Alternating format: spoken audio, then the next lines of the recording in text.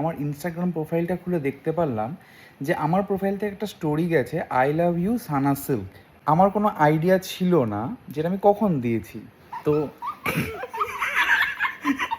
একটু প্লিজ বলবে এটা কখন আমি দিয়েছি? এটা আমি তোমার ফোন খুলে তোমার অ্যাকাউন্ট খুলে দিয়ে দিয়েছি, কারণ তোমাকে একটা মেয়ে খুব টেক্সট করছিল, আমি ওকে জ্বালানোর জন্য দিয়ে দিয়েছি।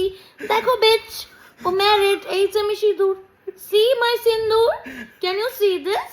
Do you know the meaning of sindoor, you bitch? He is married bro, he is married.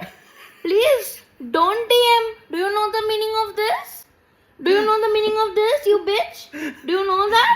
You better you understand that he's married, okay? You bitch? Do you know that? What is this? Next time, don't text him. He's mine. He is what? He's mine. See? He's lying. He's lying beside me. Do you understand the meaning? Yes, bro. Now, amra jodi dhore ghumabo. Yes, bitch. Don't text my husband, okay? And make a husband by your own. He is my property. Do you know the meaning? Do you know? You better you understand, bro.